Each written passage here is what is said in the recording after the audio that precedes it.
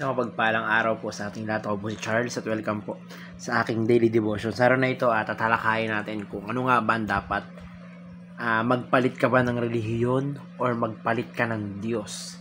Ating pag-uusapan ngayon kung ano nga ba yung salitang conversion. Ano nga ba talaga yung totoong kahulugan ng pagko-convert, something like that. So, ating babasahin ng Luke chapter 5 verse 32. Sabi rito, I have not come to call the righteous, but sinners to repentance. Sa Tagalog, hindi ako naparito upang tawagin ang mga matuwid, kundi ang mga makasalanan upang sila ay magsisi. So, punta tayo sa unang katuruan. Sabi rito, true conversion is not religious. So, sinasabi rito na yung totoong pagko-convert ay hindi yan religious. Hindi mo sinasabi na dati kang Katoliko, naging iglesia ka.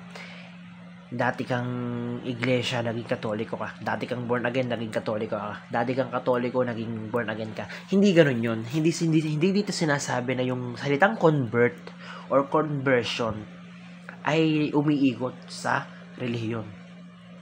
Pag sinabing conversion, ikaw ay na-convert dahil naniniwala ka na kay Kristo. Ang pinakang ibig sabihin ng conversion, ibig sabihin ng na-convert, dati kang hindi naniniwala kay Kristo, pero ngayon naniniwala ka na. Dati mong hindi kilala ang Panginoon, pero ngayon kilala ka na. Kumbaga wala ditong kinalaman yung relihiyon mismo.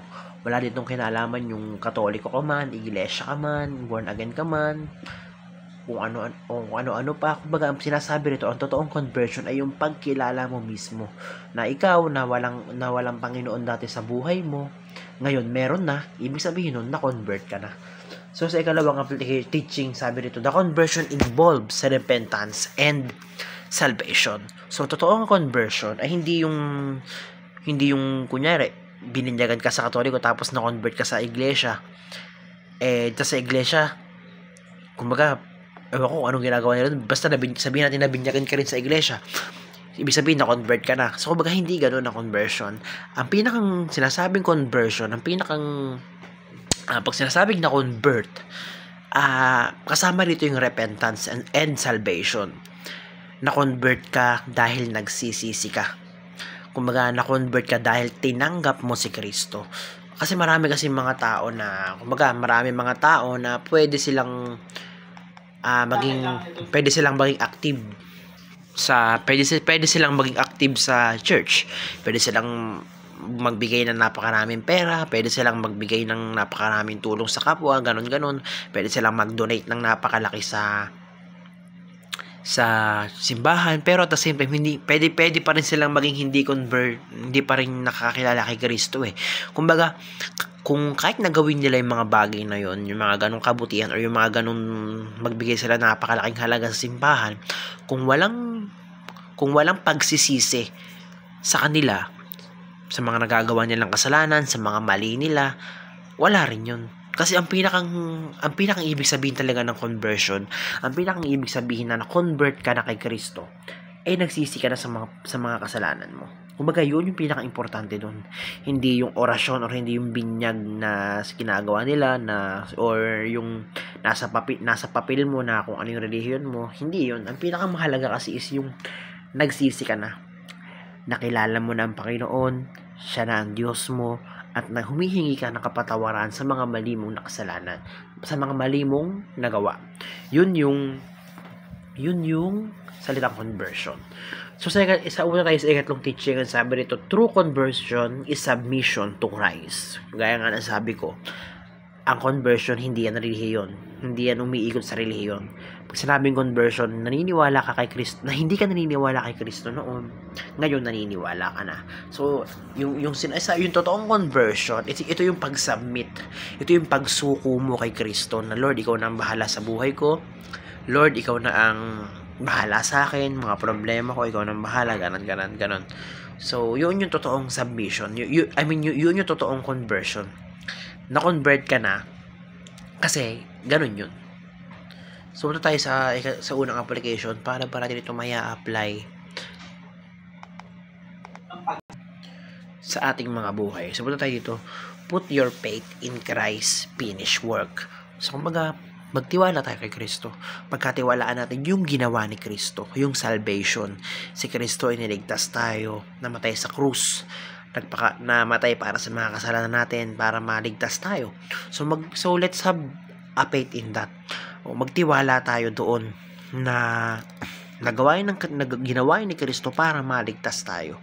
So kumbaga kasi kapag naintindihan kasi natin kung ano nga ba yung mga ginawa ni Kristo para sa atin, madali natin siyang matatanggap madali natin siyang makikilala, madali natin siyang maipaghahari sa buhay natin. So kailangan natin magtiwala doon sa sakripisyong ginawa niya para lamang maligtas tayo. So muna tayo sa ikalawang application. Sabi rito,